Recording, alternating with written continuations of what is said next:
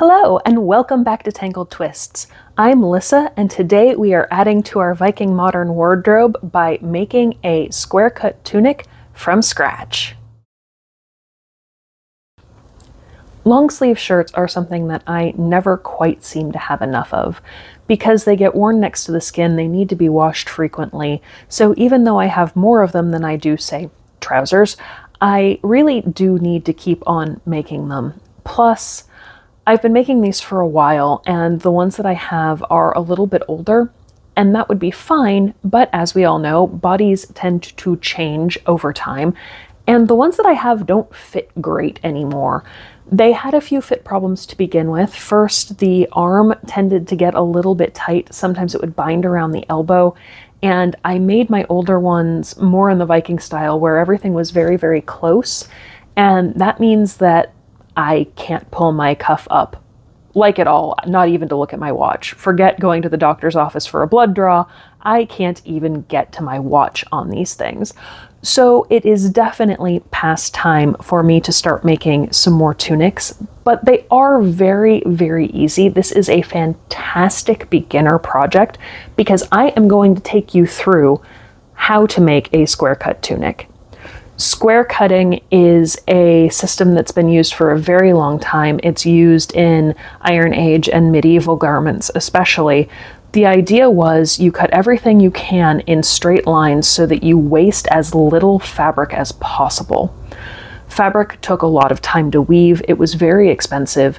You wanted to use every tiny piece of it that you could. That means it's a really economical way to make garments. The shirt that I'm wearing right now, this is my green chemise. It is actually square cut. I was able to make this and a shirt out of 2.5-ish yards of fabric. That's really good. If you're not used to sewing, that's a lot of garment for that much fabric.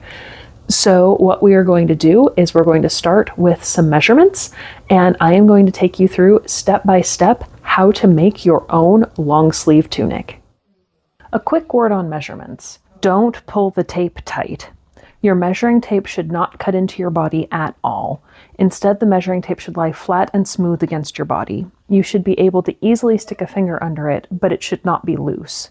Remember, you want accurate numbers so that your garment fits properly. When you measure yourself, you want to make sure you're not measuring over a lot of extra bulk. I usually do this over a tank top and slim-fitting workout bottoms at the most. We're going to start measuring at the neck and go top down. Measure around the base of the neck. Don't make it loose, we'll adjust for that later.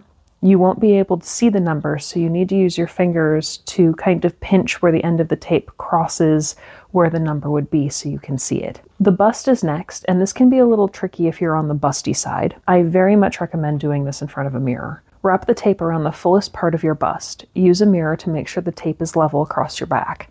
If you're extra busty, you may want to use the trick that I use to get good measurements. I pull the tape across my back and then hold it in place at the sides before I finish extending it across the front. Remember, you want to keep the tape flat and level. It should stay parallel to the ground. I do it this way because the back of the tape inevitably drops when I try to measure across the front, and it makes the measurement too small if I pull that droopy bit up. Next, we do the waist. To find your waist, bend to the side and feel where your body creases. That's your natural waist and where you want to measure. Remember, keep the tape level and don't pull it tight. Then we go down to the hips. You need to measure over the fullest part of your hips and bum. I know this seems like a weird measurement to take for a top, but there's a reason, which we'll get to. Now we do the arm length, which is always an interesting one to do by yourself. You want to measure from the edge of your shoulder to your wrist. I place the end of the tape at the top of the shoulder and pull the tape lightly taut through my other hand. To lock in the measurement, I grip the tape in my hand and I use my chin to hold the tape end.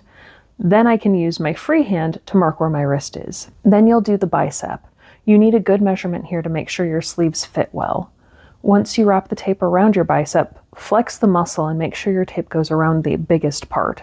This is a critical measurement. It is okay if you go too big. It is not okay if you go too small. You will also need your wrist measurement. It's okay if this one is a little loose also. Like the bicep, loose is better than tight. Finally, we need the distance from your wrist to your elbow. This is another kind of weird one. I grip the end of the tape in my hand and make a note of the number at the crease in my elbow. Then I inch my hand forward to mark the number at my wrist. I need to subtract that number from the number at my elbow crease to get the correct measurement. We need to know how big all of these sides are, which means we need to do some math. This math is all pretty simple. The hardest part is the neck, and for that, you're going to take the number that you got when you measured your neck, and you're going to divide it by 3.14, that's the short form of pi, and round up.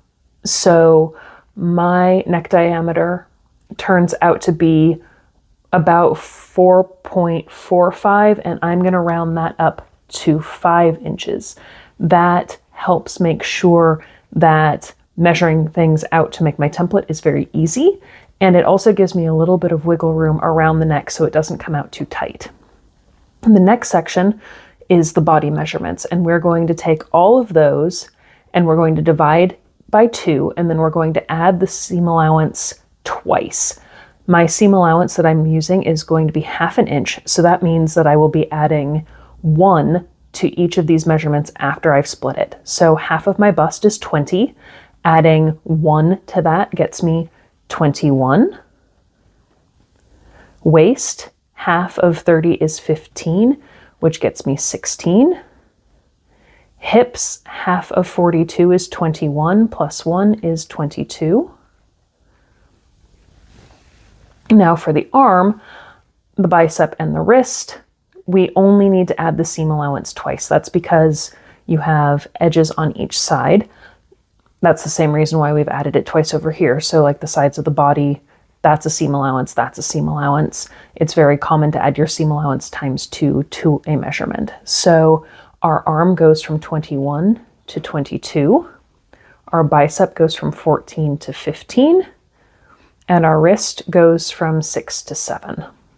These measurements are your exact body size plus seam allowance. So anything you were to make with these measurements would be skin tight. That's not going to be comfortable, so we need to add some ease.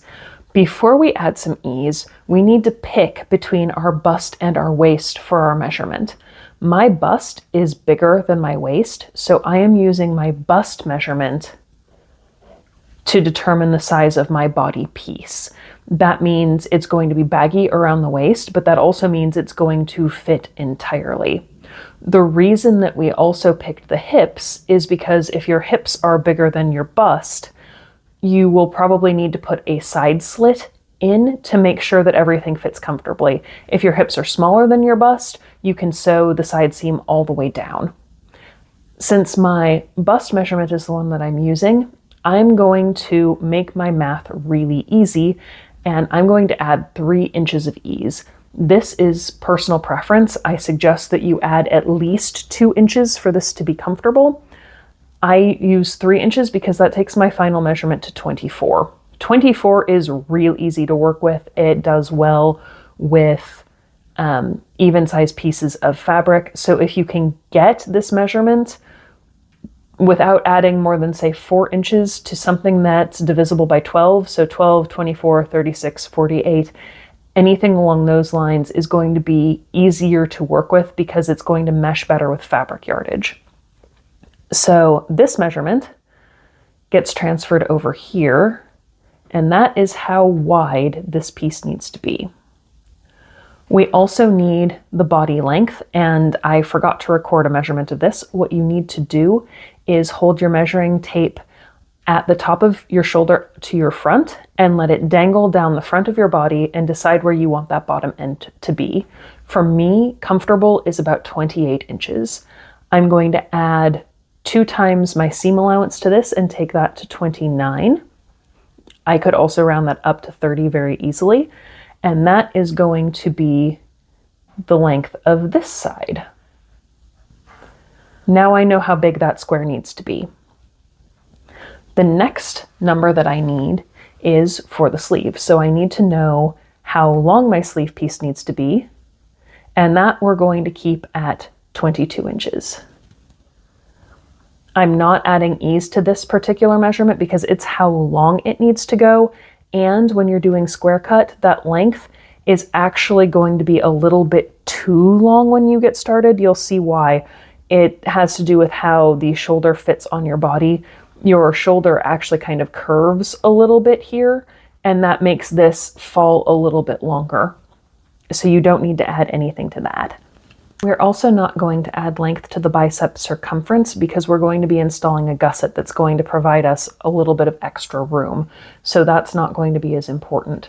We're going to leave that as 15 inches. So that again is your bicep plus your 2 seam allowance for either edge. But what we are going to do is add some ease to the wrist edge. I have made this in the 7 to 8 inch range before, and it makes it very difficult to roll your sleeve up or get your watch so that you can see it. And so I've taken to adding quite a bit of ease to this one. I'm going to add 4 whole inches of ease. I'm going to take this to 11 inches because I'm finding that adding that much makes it a little bit easier for you to work with the sleeves. Then we need to know our 2 elbow measurement. That goes from here to here, and for this it's 10 inches. You don't need to really worry about seam allowance for the same reason you don't need to worry about it for the length. And this is going to be what tells you where the difference between your cuff and your bicep measurement needs to be taken in a little bit to taper the sleeve so that it's not too huge on this end. To get your gusset measurement, I'm finding that the bicep divided by 4 and rounding up really gives you a good amount of space to help give you range of motion and everything with your sleeve. So I'll take that 15, and I'm actually going to round up now because 15 plus 1 is 16, and 16 divided by 4 is 4. There's that 4-inch square for the gusset. And now we have all of the major body pieces. The only thing we need to do now is make the neck template.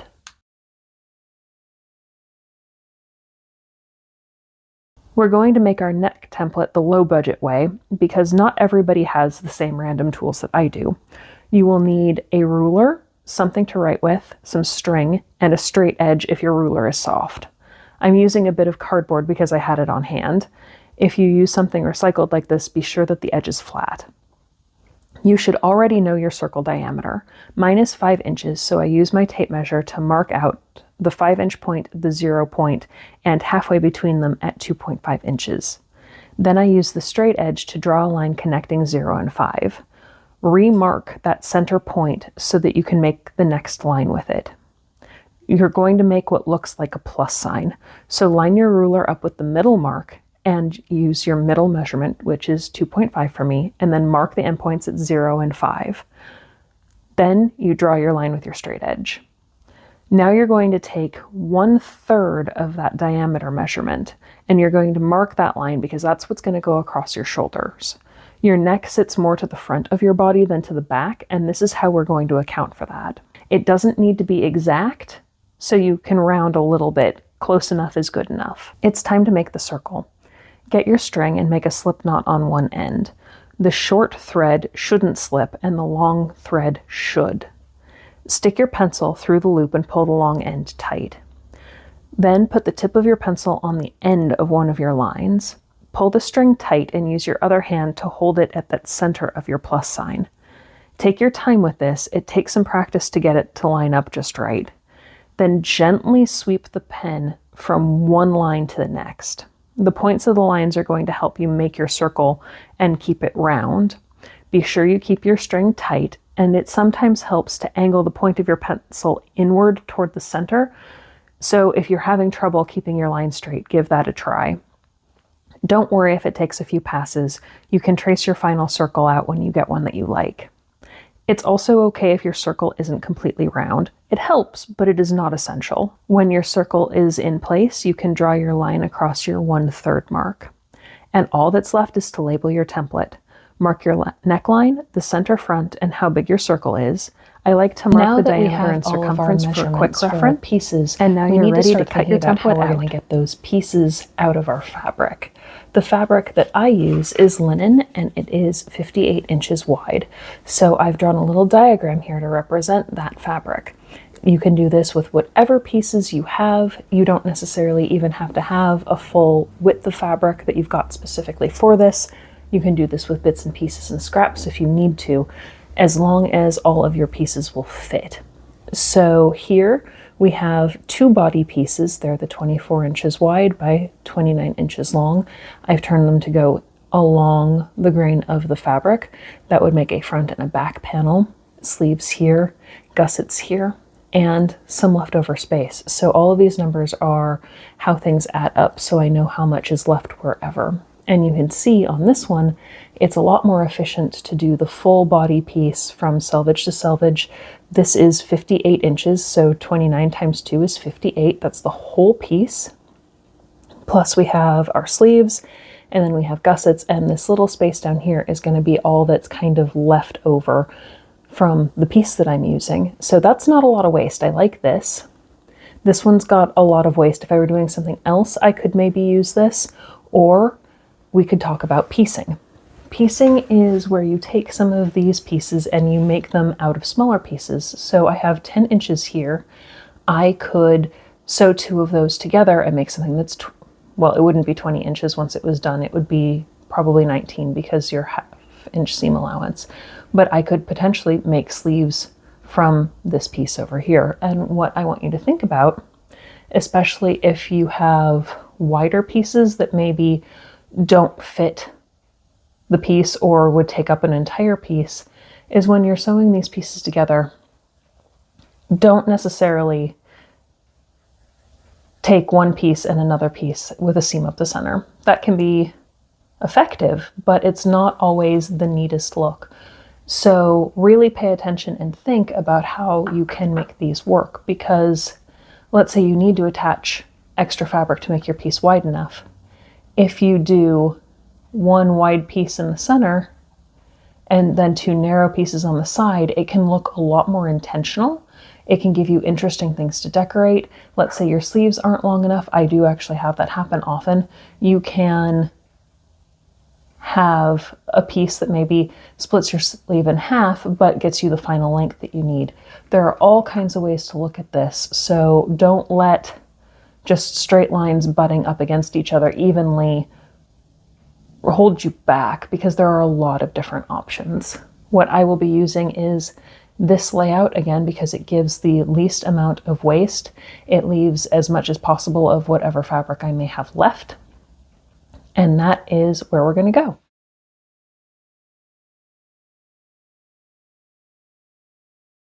As we so often do, we are starting out on my kitchen floor to mark out my pieces. Since I'm using linen, I'm going to use the drawn thread method to get perfectly straight lines. And drawing a thread doesn't work on every fabric, so you might need to mark lines out and then cut along them. It's completely okay to do that. Or if you're working with a cotton, it might be possible to simply tear the fabric to get a straight line, but make sure you test that first. As per my cutting layout, I'm only marking the lines I need for the first cuts with a little cut through the edge of my fabric. This gives me a place to pull my threads from. I'll need to mark the smaller pieces later, but they'll be a little bit more manageable in size at that point. Then we go back to the sewing nest to pull on the threads. The process here can be an exercise in patience. What you're going to do is pull a single thread from one of your cuts and slowly work it out of the fabric. Linen is a slubby fabric, which means that the threads are uneven and sometimes have bigger bulges called slubs along the thread. When you're pulling a thread, it can catch on a slub or even break along the thinner section of the thread, so I always have what I call my picking pin on hand to pick up the broken thread ends and restart the process. Once you have a thread pulled, there will be a very small gap in the fabric. It's easier to see on some linens than others, so I've taken to using one of my small craft lights to help it show up. By putting the light under the fabric, the pulled line shows up clearly and I can cut along it very easily. For the pieces that need additional pulls, I measure out for my marks and repeat the process until I have all my pieces cut out. The one thing that I can't do by pulling a thread is shaping the arm. Threads don't run at an angle, so I have to cut this a different way. I've decided to use my rotary cutter because it's the safest way to cut both sides at once. I folded my sleeve in half, then I mark the distance from the cuff to the elbow on the open side. Next, I count half my cuff width from the folded edge and mark it near the open side. I'm using half the measurement because the fabric is folded in half. I've had lots of issues with my cuffs in the past, so in a moment of doubt, I marked an inch more than what I thought I actually needed, but I was still undecided, so I held up my wrist to check the size. It was much bigger than I needed, so I adjusted it back down again. Finally, I lined up both my marks along my ruler and I used my rotary cutter to cut the shaping out. I always put as much of my weight on the ruler as I can when I'm cutting this way. The pressure of cutting can shift the ruler and make your line wobbly, but by putting my weight straight down on the ruler, I prevent that from happening. Now it's time to sew. I have a system for how I like to put these shirts together. I always start with the sleeve gusset. At one point of the gusset, mark the seam allowance from each side. This is a critical point. It is the point that you must not sew past when you're attaching the gusset. I line the gusset up with the sleeve, and I sew from my marked point to what will become the shoulder edge of the sleeve. After the first line of stitching is in place, you need to rotate the fabric to bring the other side into position. Make sure your wrong sides are the same. Pin and check before you sew. It should look kind of like a sleeve if you're not sure. Then stitch the second seam from that same marked point to the shoulder edge, just like you did before. The last seam to complete on the sleeve will go from that gusset that you just did to the cuff of the sleeve. Fold the sleeve in half and tuck the gusset to the inside. It should also be folded in half and look kind of like a triangle now. Pin the seam in place and position your needle right at the marked point of that gusset. You will be able to see where the stitching stops, and that's where you want to start sewing down the sleeve from. Sew from the gusset to the cuff, and you have a sleeve. Once both your sleeves are sewn, you need to press them. This is easiest to do on a narrow ironing board called a sleeve board, but you can roll up a cotton towel and stuff it into the sleeve instead. Start by pressing the seams as sewn first, then you'll press them open. This gives a cleaner finish. Do the other sleeve to this point next. It gives the one that you just did a chance to cool and set your work. Once the seams are open, I prepare them for finishing. I normally use felling here because it's very easy and it makes clean seams, and typically when you fell, you'd trim down one allowance and fold the untrimmed side over and around that trimmed piece. In this case, I'm preparing each allowance individually. This is going to allow for some decorative seam finishes, as well as making it easier for me to alter the garment later on. There is a downside because the seam isn't as supported, and you may need to mend more frequently because the seams can pop open more easily.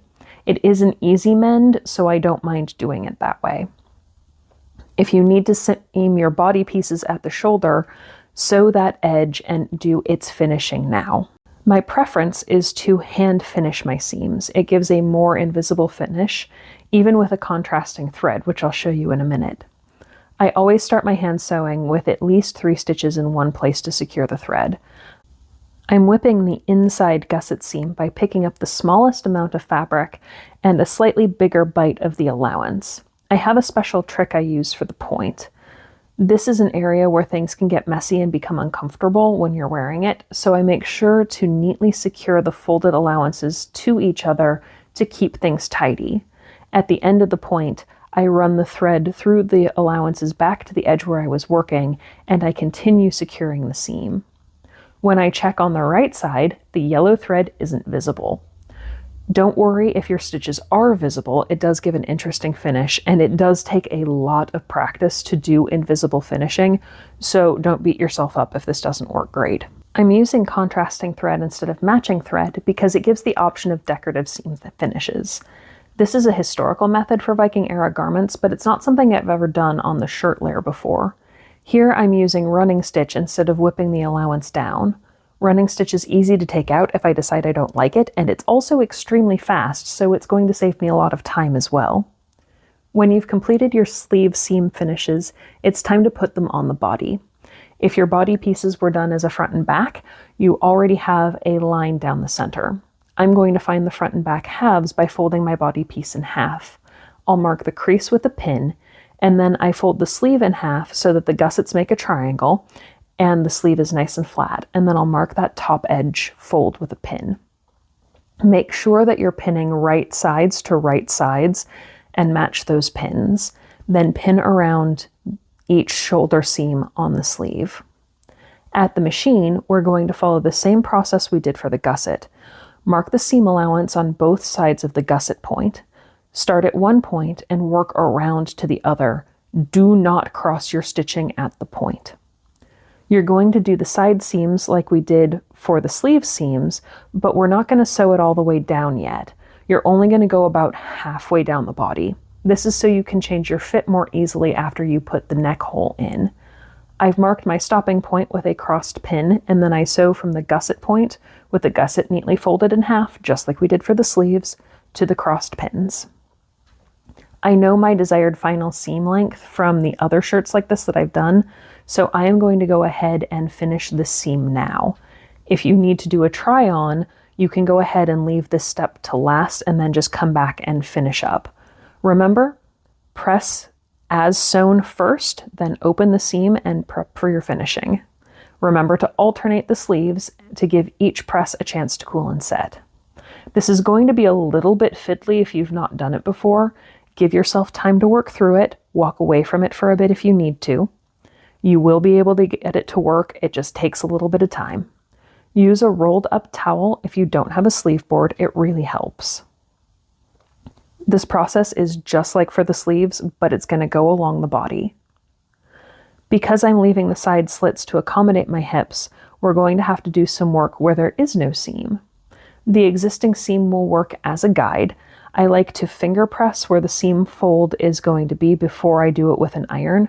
Linen and cotton do well with finger pressing, and this step helps to keep things even. Then we're back to the nest for seam finishing. I'm using only the decorative finishing here, except for the gusset points. Those I'm doing like I did back for the sleeves. This is where using running stitch really pays off because those seams finish up extremely quickly. It takes a lot more time if you're trying to whip them down. Now we're going to go ahead and do the neckline. Don't worry, it's easier than it seems. Secure the fold along the shoulder line of your shirt at the top. Use the sleeves to help make sure that everything is fully in half. Now fold the sleeve sides together to find the center front of the body and mark that spot with a pin. It doesn't matter which side you do this on, what we're about to do makes one side the front and the other the back. Grab your template and line up that shoulder seam. 1/3 of your template should be hanging off the shirt. Mark out a circle using chalk or pins, and be sure to mark where that center front line goes because you're going to need to put a slit there. Flip the shirt body over and mark that final 1/3 of the neck. If you open up the top of the fold at this point, you should have something that looks like a circle. You'll need to be very careful when you're cutting because it's extremely easy to catch fabric you didn't want to cut. I start with a small slit and then slowly work my way around until the whole neck circle has been removed. Now we're going to finish the neck hole. I do the cutting and finishing as closely together as I can and without any trying on to prevent the opening from deforming. You could stay stitch around the neck and cut the neck slit to try it on before you do the finishing if you want to. I've always found it a lot easier to do it this way. It's completely possible to use a facing here instead. I don't like to do that because it takes additional fabric which isn't square, so you end up with a lot more waste. Instead, I'm using my favorite 18th century hemming technique, which works remarkably well on curves. First, you fold and pin half of your seam allowance to the wrong side of the garment. Be careful doing this as the neck is a very sharp curve. You'll need to finesse the fabric a little since the cut edge is smaller than what you're pinning it to. Go all the way around. Once you've got it pinned, you'll use a small running stitch to secure the fold. Then you'll repeat the process. Fold the new edge down, again being careful to finesse the fabric. I'm continuing with the decorative running stitches, but you could also whip this into place. Go all the way around. Now we need to slit the neck so you can put the tunic on. I've made a few of these, so I know I like about a 4-inch slit, but to figure out what you need, start with a 2-inch slit. Measure down from your center front mark and either draw a line in chalk or follow a thread to cut down 2 inches. Gently try pulling it over your head. Do not pull it hard. If you can't get it over your head, take it off and cut down another inch. Keep doing this until you can comfortably take the shirt on and off. Then make a note of the final depth of your neck on your circle template so you know what you used. Finishing the neck slit is a lot easier than it looks. You'll fold over and pin the allowance at the neck edge and gently fold and decrease the fold down to the point. It's best if you do this neck to point on either side and instead of trying to go all the way around the point and back up. If you go down one side and up the other, you are much more likely to end up with uneven sides. I'm following my 18th century system for this part as well. The running stitch will go to the bottom of one side and then you'll make a small stitch or two to start up the other side. The fold was already in place, so sewing around the point won't cause problems. When the first line of stitching is done, you'll fold the fabric over and pin it again. Do this from the neck to the point on each side as we did before. Whip or decoratively finish the opening, but take special care when you get to the point. Whip or running stitches won't be enough here because you're working with just a few threads. You'll need some extra reinforcement. You can do that as you go by adding some buttonhole stitches, or you can come back and add them once you've done the whole slit. I worked the buttonhole stitches as I went, but I did later go back and add more. The point didn't feel secure enough, so I decided a little extra would be worth doing. Then try on your shirt and check the sleeve length. If the sleeves are longer than you prefer, mark where you want them to end, then add your seam allowance, mark, and cut on that line. One of the ways that I like to cheat is by using selvage edges as seam finishes. This shirt has come out exactly the way I needed it to. So I often use the problems I'm having in my older shirts. The way I cut now I can bend my arms without it binding. Either the cuff, I can raise my arms without it binding. So I'm not going to. I can roll up my sleeve and see my watch, put a hem in, or I can roll up my sleeve and do dishes, or dig in the garden, or any of the other tasks where you might need to roll up your sleeves. It's very handy to have, and I'm glad I've made those changes. I'm also really pleased with the decorative seam finishes. That's something that I typically only use on my over tunics, and I'm not really sure why I've never done it on a shirt before, because it's added a little special something. You can't really see it at a distance, but at the same time you kind of can, and I don't know, I feel like it just elevates the shirt a little bit. So this is something that I'm definitely going to have to consider doing on any tunics that I make in the future because I really like it. It's just that little bit different. If you have followed along with me and had success with your tunic, please share. I would love to hear about it. If you found my tutorial at all confusing, this is the first one I've ever done. So please drop a comment. I will do my best to get back to you and help out because I want you to have a successful sewing experience as well and love sewing as much as I do. The next project that we'll be taking on is the wool over tunic that completes the Viking modern look. It is underway even as we speak and should be going up on my usual every other Friday posting schedule. So stick around for that, and I will see you then.